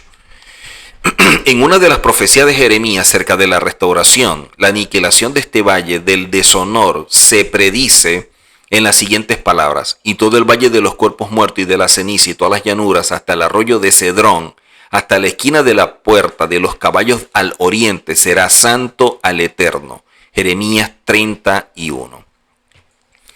Así que todo esto es lo que a lo largo de la historia nosotros hemos heredado de lo que es este concepto de infierno, y que no tiene ninguna relación con lo que aparece en la Biblia, pero sí es el pensamiento griego que empezó a influenciar la teología, y con el tiempo se transformó lo que era una sepultura o el sepulcro, se transformó en un lugar de tormento. Pero en la Biblia no hay nada que fundamente eso, por lo tanto es una doctrina que no tiene fundamento bíblico. Este concepto que estamos estudiando relacionado con el infierno, que de acuerdo a lo estudiado nos damos cuenta que no tiene un fundamento bíblico, que ha sido más el resultado de la influencia de un pensamiento griego, pero también de la forma como se ha sustituido la palabra sepulcro por infierno. Y a esto también le sumamos cuando en Grecia la sustituyen por Hades, y lo que representaba Hades en relación al pensamiento griego. El Gehinón es un lugar que para efectos del judío es totalmente diferente a lo que el cristiano ha venido enseñando en su tradición, porque no es un infierno eterno, no es un lugar de tormento como se planteaba desde doctrinas que se fueron dando en tiempos medievales, y que el cristianismo mantuvo y de esta forma fue extendiendo. Este término de Geinom proviene del hebreo Geveinon, que es un valle, como hemos dicho antes, cerca de Jerusalén, o se llama Valle de los hijos de Hinón, donde antiguamente se practicaban estos sacrificios, como lo menciona Jeremías. Y con el tiempo este lugar pasó a ser símbolo como un lugar de castigo, un lugar de reflexión en cuanto a que la persona podía ver cómo la vida se te iba en un momento y a dónde iban a dar muchas personas en un valle donde ese cuerpo, ese cadáver se quemaba. Entonces era como que estas personas que hicieron en la vida, que mira cómo terminan ahora, pero no es diferente a aquellos que en otra condición también morían, pero eran colocados en un sepulcro. A la final, el cuerpo tanto de uno como del otro se iba a descomponer. Lo único que la forma como la persona podía apreciar la vida y de esta manera tener la esperanza de que posteriormente a ello, entonces podía ser parte del mundo venidero.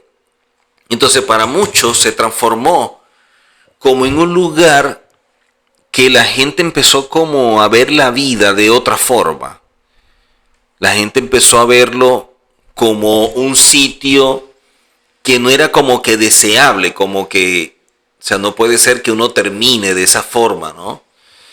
Y que no era para todos, porque los justos no pasaban por ese lugar, eran los malvados, según los textos que hemos leído, los que pasarían por ese sitio, y que era un lugar transitorio, porque no es que se tiene vida eterna en un lugar como ese, simplemente era que se quemaba y ya está. Así que este lugar físico no es una dimensión espiritual como la mentalidad griega lo ha venido enseñando, sino que era un lugar donde la gente era echada. Ahora, ¿por qué este concepto existe? ¿Por qué dentro del judaísmo se tomaba como referencia a este valle de Hinón y el hecho de lanzar los cadáveres a ese lugar? Entonces, muchos rabinos enseñan que este lugar se utilizó como una referencia, como la forma de preservar como el equilibrio entre la justicia y la misericordia. Era la manera que tú podías como que ver aquello que te estaban explicando. Era para recordar que las acciones tienen una consecuencia, pero a la vez también para inspirar a la Teshuvá, para que la gente en vida pudiera arrepentirse. Porque es que el alma necesita una corrección, necesita una rectificación, una limpieza espiritual antes de estar en la presencia del Eterno. Entonces, era la forma de enseñar que este mundo no es nada, que este mundo es pasajero y que lo importante es lo que viene, pero tenemos que saber a dónde vamos. Entonces, dentro de la perspectiva hebrea, el Valle de Hinón se transformó como una especie de herramienta pedagógica, como en un recurso para enseñar la ética, para fomentar el buen comportamiento y hacerle ver a la gente que lo que se hacía estando en vida sí repercute para luego de la muerte. También se utilizó el Valle de Hinón para responder preguntas existenciales sobre la justicia divina o para ofrecer una explicación coherente sobre el destino post-mortem del alma y para ayudar a la comprensión de ese proceso de evolución espiritual que vive la persona luego de morir. Así que este Valle de Hinón simplemente se transformó en una referencia para enseñar ciertas cosas que se deben tener presente ahora que se está con vida y de esta forma poder vivir dándole sentido a la misma dentro de un propósito y así trazarnos objetivos que apunten a alcanzar ese propósito. Vemos nosotros en el Talmud, en Rosh Hashanah 17a, nos hablan de las almas, los grupos de alma, hacia dónde va, e incluso en el Zohar se profundizan las dimensiones del alma en el más allá. Y el Pirkei Avot evidentemente nos recuerda que hay un juicio tras la muerte. Así que este concepto de la muerte, a dónde se iba, las condiciones previas a morir, simplemente era para fomentar el crecimiento personal, para el trabajo profundo de la ética, para un trabajo de desarrollo, para dar sentido a la justicia más allá de la vida terrenal, para promover la responsabilidad en este mundo, para ofrecer esperanza de redención incluso para aquellos que fallaron. Puede ser malinterpretado, claro que sí. Fue malinterpretado como castigo eterno, pero no tiene ninguna relación con eso y ya lo hemos explicado. Se ha usado erróneamente y puede causar miedo en vez de elevar la conciencia, en vez de meditar y reflexionar mucho más, porque se ha desvirtuado por completo en el sistema de creencia de las religiones. Y eso ha creado tantos mitos que surgen e incluso mensajes que considero de psicoterror que no ayudan en nada a que la persona pueda reflexionar o pueda meditar en su vida.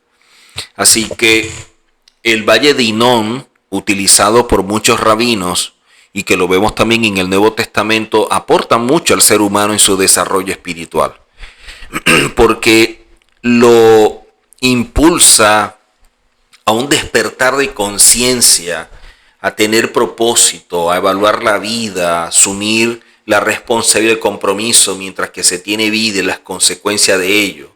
O sea, de alguna forma motivaba la reflexión moral y el crecimiento personal y ofrecía una visión de que incluso el dolor puede ser instrumento de elevación porque el dolor genera un punto de quiebre. Ahora, también enseñaba que el alma tiene un valor eterno y merece limpieza y restauración. Ahora, muchos se preguntarán, ¿qué pasa con alguien que muere? ¿A dónde va? La Biblia nos enseña que está durmiendo, pero si hablamos de que hay una primera y una segunda resurrección, ¿cómo sabemos hacia dónde va alguien en un momento en que la muerte lo sorprende? Los sabios establecen que antes de morir, la persona tiene como una oportunidad de arrepentirse. O sea, hay cosas que suceden alrededor que la persona de pronto no comenta, la persona no exterioriza, la persona no comparte con alguien para decirle, oye, estoy pensando en esto, o soñé esto, o estoy evaluando esto en mi vida, o he estado teniendo este tipo de pensamiento. No, la persona está meditando en ello y no está a lo mejor compartiendo con nadie, pero está sacando sus conclusiones. Y en ello puede haber ese punto de quiebre que diga, oye, yo quiero transitar la vida de forma diferente o quiero hacerlo de la mejor forma. Y es allí donde vemos la intervención del Eterno. Porque muchos enseñan que el Eterno retira el aliento de vida cuando estamos en el nivel más elevado de santificación. O sea, cuando estamos en el nivel más elevado para entrar en las mejores condiciones, como Él conoce presente y futuro y el pasado, entonces como que en este momento quito el aliento de vida y esta persona va a entrar en las mejores condiciones al mundo venidero. Porque si yo no se lo quito, ahora que está en el nivel como que máximo para él, para sus condiciones, entonces puede empezar a descender, puede empezar a fallar, puede empezar a bajar. Entonces ya el Eterno sabe que él no va a volver a subir ese nivel. Entonces aprovecha, vamos a utilizar esta expresión, de que está en el nivel más alto y dice, quito el aliento y esta persona ahora va a entrar en el mundo venidero en esta condición espiritual. De allí que siempre se dé la oportunidad al arrepentimiento. Pero la condición más elevada de la persona depende de la persona. O sea, lo que puede ser la condición elevada para uno, para otro puede ser la condición básica. Todo depende. Pero a veces pensamos o tenemos la idea errada, producto de la religión y producto de todo lo que se ha enseñado, que una persona como no va a la iglesia, entonces se pierde. Oye, pobrecito, se perdió su alma, se murió y él no se estaba congregando. Y con esto no quiero decir que uno no deba congregarse, pero uno sí debe meditar cuál es el propósito de hacerlo. Porque si el propósito de congregarnos es recibir instrucciones que nos ayuden a acercarnos al Eterno, y lo que nos están impartiendo no nos ayudan en ello, entonces ¿qué sentido tiene congregarse? Si me voy a congregar para escuchar doctrinas basadas en pensamientos de hombre e interpretaciones privadas, en vez de acercarme me están alejando. Entonces congregarme sería contraproducente. Ahora, si yo estoy asistiendo a un lugar donde a mí me están enseñando la verdad y eso me está ayudando a crecer y alcanzar un desarrollo espiritual, entonces ese lugar es el propicio para mi vida, porque me está ayudando y me está impulsando a mejorar, a revisar mi vida, a trabajar en mi mundo interior, y eso me da la capacidad de un desarrollo espiritual. Pero si no es así, simplemente estoy cumpliendo con una faceta religiosa o por un asunto de tradición o de hábito, de costumbre, de ir siempre un domingo a una congregación, pero que no me está aportando, no me está ayudando a nutrir mi alma. Y es lo que deberíamos evaluar. Así que cuando vemos los aspectos históricos y de allí lo bíblico en cuanto a este concepto de el infierno y que su raíz está conectada con lo que en español conocemos como Valle de Hinón, que en hebreo sería Gen Beinón, en tiempos bíblicos el concepto predominante era el Seol, un lugar neutro. Entonces, por un lado, el Seol, que era la sepultura, se transformó en infierno. Pero el Valle de Hinón también se transformó en infierno. O sea, para efecto de nuestras Biblias, en las versiones, muchas palabras, a la final, fueron plasmadas como infierno cuando no es infierno. Ejemplo, como dije previamente, Valle de Hinón lo colocaron como infierno. La tumba o la sepultura la colocaron como infierno. Ahora, en la época del segundo templo, dentro de la enseñanza rabínica se desarrolla más el concepto de Geinón o el concepto del Valle de los Hijos de Hinón, porque allí empezó a enseñarse en función de meditar qué es lo que la gente estaba haciendo y qué es lo que debería hacer. Entonces el Valle de Hinón simplemente era la forma gráfica de poder mostrar a la gente que no tenía compromiso con la Torá, el sinsentido y el hecho de que así como esas personas, y mira todo lo que se coloca en el Valle de Hinón, prácticamente una vida sin la Torá, una vida sin el Eterno, era igual que esas personas o todo lo que se colocaba en ese basurero.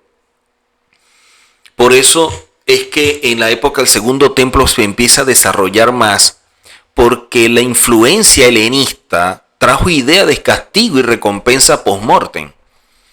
Entonces, estas ideas de castigo y recompensa post-mortem fueron las que se enseñaron y así se heredaron para que posteriormente los padres de la iglesia y todo lo que los sínodos o los concilios fueron enseñando, fortalecieron esto.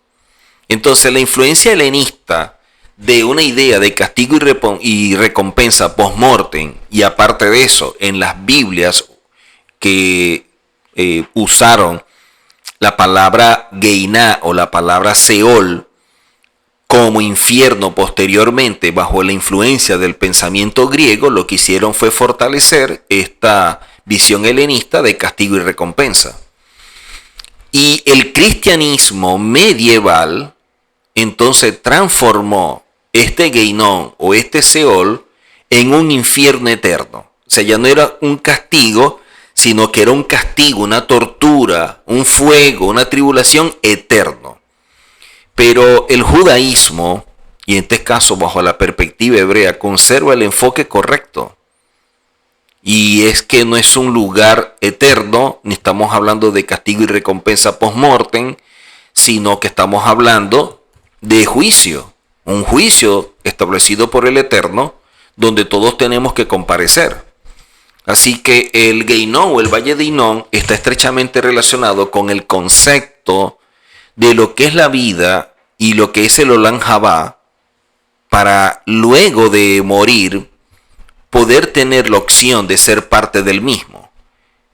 Es como el estado espiritual más elevado, donde el alma puede experimentar la cercanía con el Eterno a punto de serse uno con Él. Entonces la gente decía, oye, si tú vives conforme a la Torah, si tú vives con responsabilidad, imagínate ser parte del mundo venidero. Pero ¿de qué vale que tú desperdicies tu vida si al fin y al cabo vas a perecer, así como la gente y así como todo es lanzado al Valle de Hinnom? Entonces era una forma como de causar un impacto en la persona que estaba oyendo el mensaje para que reaccionara y de esta forma dijera, oye, voy a rectificar, voy a mejorar, voy a cambiar. Yo no quiero terminar sin una vida posterior, sin una esperanza, sin nada por el estilo. Así que toda esta enseñanza y la ética que determina el grado de corrección posterior como parte del accionar de la vida del ser humano, empezó a ser visto o empezó a ser un factor que influye, porque todas estas enseñanzas tenían como objetivo elevar el nivel de conciencia espiritual, o sea, de desarrollarlo, de hacer ver a la gente que no todo estaba perdido, porque muchas personas se sienten mal porque de pronto no han cumplido con lo que ellos tienen como expectativa de vida espiritual. Entonces, como un asunto de todo o nada. Como yo no puedo cumplir y llegar al nivel máximo, entonces prefiero apartarme. Porque o estoy arriba o no estoy. Y resulta que la Torah no enseña eso. La Torah enseña que estamos en un proceso de que tenemos la capacidad de ser teshuvá antes de morir, de un grado de apego de pronto a lo terrenal, al ego, y que debemos superarlo, a poder caminar, que no sea la mala inclinación la que nos guíe, sino poder identificarla y dominarla, que empecemos a valorar la vida y utilizarla de la mejor forma para crear una condición espiritual que nos permita trascender, y eso sí es vida eterna. Porque cuando estudiamos temas como esto, nos reconfigura la noción de justicia divina. Empieza a afectar la forma en que percibimos la muerte, el más allá o lo que es la vida eterna.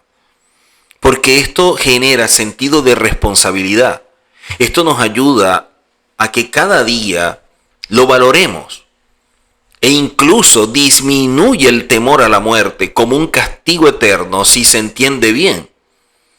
Por eso es que es vital para la educación moral y espiritual de todos aquellos que dicen ser hijos del Eterno, para que vean las cosas en su justo lugar.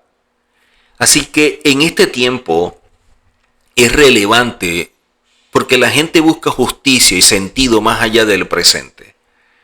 Y a veces no está buscándola de la mejor forma. Muchas personas se acercan al Eterno no por amor al Eterno, sino el temor a un infierno. Entonces, ¿qué pasaría ahora que se dan cuenta que ese infierno no existe? Entonces, ya la gente no iría a una congregación, ya la gente no haría lo que en este momento está haciendo. Las enseñanzas dadas por los rabinos del Valle de Hinnom como simplemente como una forma gráfica o de ilustrar algo que quería ellos enseñar, ayuda a construir una visión de la justicia, de la equidad, de la santidad, de cómo nos acercamos, vemos al Eterno. Y esta generación, previo a la redención, debe enfrentar grandes desafíos, porque debe desmitificar la imagen del infierno eterno, erróneamente atribuida a el Nuevo Testamento, cuando el Nuevo Testamento no dice eso, sino que ha sido la filosofía griega y los conceptos greco-romanos los que han venido enseñando esto. Así que nosotros debemos buscar la verdad y caminar conforme a ella para no seguir transitando por un camino errado de un infierno que es usado como mecanismo de temor, de terror y de coacción para que la gente termine haciendo lo que otro desea. Lo que sí también debemos tomar en cuenta es explicar con profundidad, sin caer en misticismo excesivo ni en banalización, lo que es la vida y lo que sucede después de ella. Enseñar el valor del alma y la posibilidad de redención. De allí que podamos usar la disciplina, la ética, la moral, que son bases fundamentales de enseñanzas dentro del enfoque del Musar. Inspirar una vida más espiritual y con propósito y menos materialista, creo que es la base primordial de todos nosotros. Recordar que cada acción en nuestra vida deja una huella. Vivir con más ética, responsabilidad y sobre todo conciencia nos ayudará muchísimo. Buscar el arrepentimiento constante como método de limpieza del alma y tener una actitud compasiva hacia quienes fallan, entendiendo que el alma puede purificarse y puede santificarse. Así que este concepto de infierno interpretado desde la visión hebrea, que es Geinon, no es una amenaza eterna, no es un lugar de tormento, no es un lugar de fuego, no es que está ahí un diablo haciendo cualquier cantidad de cosas en contra de las personas que están allí, no es un lugar de tormento ni nada por el estilo. Ese lugar dentro de la Biblia no existe. Muchos dirán, More, pero es que vemos en la Biblia que existe el lago de fuego y azufre.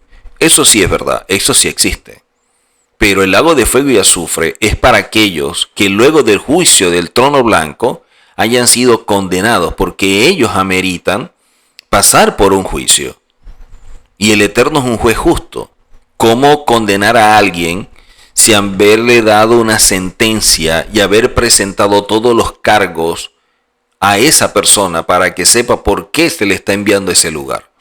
Entonces, el lago de fuego y azufre, claro que existe, pero posterior al juicio del trono blanco. Pero el concepto de infierno, de que en este momento usted muere y se va, o el concepto del cielo, de que usted se muere en este momento y también se va para el cielo, eso no existe en la Biblia. No existe.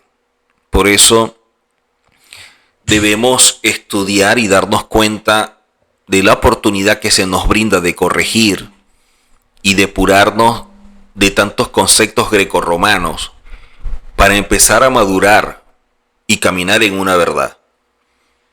Poder diferenciar esas interpretaciones ajenas a lo original que es hebreo.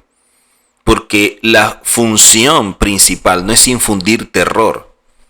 La función de un maestro es inspirar la transformación.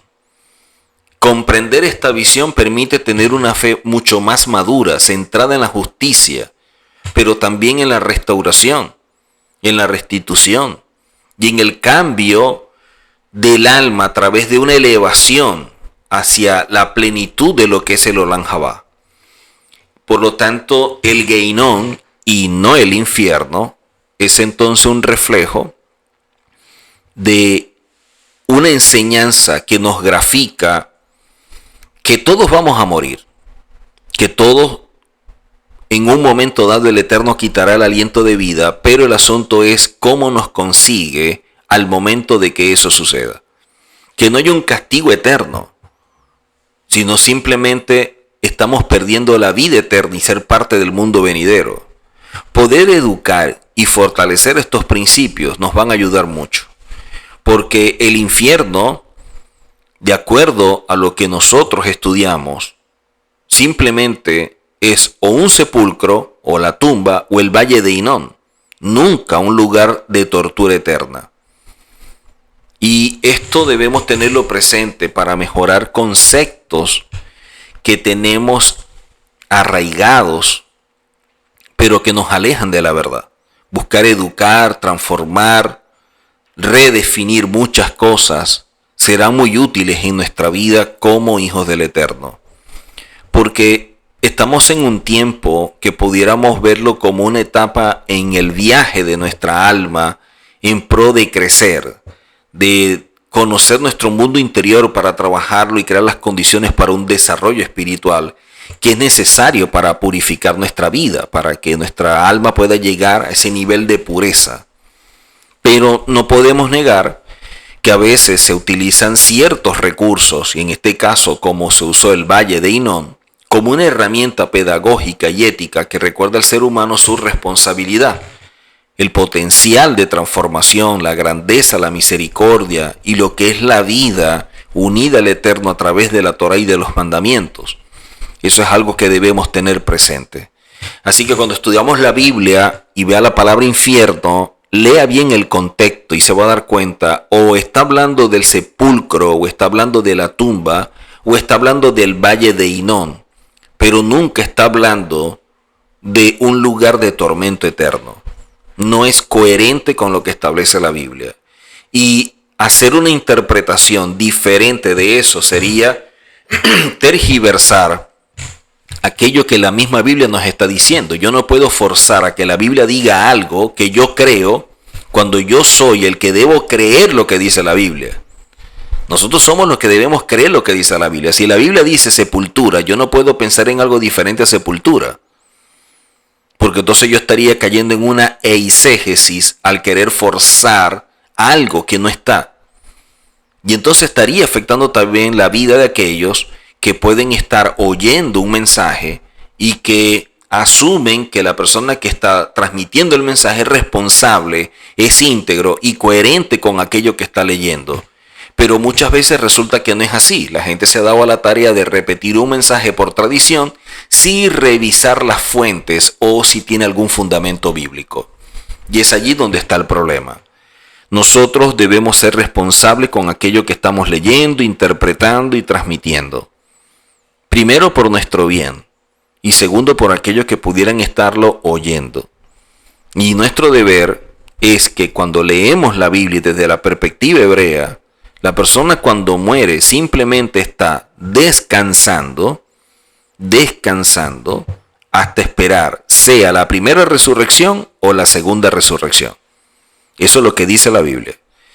Que esa palabra sepultura o lo que es igual Seol se cambió por infierno y nos hizo daño, claro que sí. Que el Valle de Hinnom, que en hebreo es Gehenna, que se cambió por infierno y nos hizo daño, también nos hizo mucho daño. Porque por un lado está el Valle de Hinnom y por otro lado está la sepultura y son cosas totalmente diferentes, pero en las versiones colocaron infierno. Y el asunto no es que coloquen infierno, el asunto es que estamos interpretando y entendiendo el infierno desde un punto de vista griego y de lo que eso representaba cuando vemos a la figura del Hades, ya no solamente como un lugar, sino también como parte de esa deidad pagana griega que existía en su momento. Así que nos toca revisar muchas cosas que se han enseñado como doctrina a lo largo de la historia que no tienen fundamento y para nosotros es importante poder evaluarla a la luz de la Biblia. Si yo no tengo la capacidad de cuestionar lo que yo creo, entonces voy a vivir o simplemente voy a existir siempre siguiendo fábulas o mitos y preso a la perspectiva de una persona que se dio a la tarea de transmitir algo sin tener las fuentes o las bases para establecer una enseñanza correcta, una enseñanza apegada al contexto bíblico. Así que vamos a seguir estudiando otros temas y en esta oportunidad quería hablar sobre este porque muchas veces se utiliza en la iglesia y se hace de una forma que violenta los principios de interpretación, pero también violenta lo que el Eterno ha establecido como verdad para desviar a la persona del camino. Nos vemos en una próxima oportunidad. Shalom.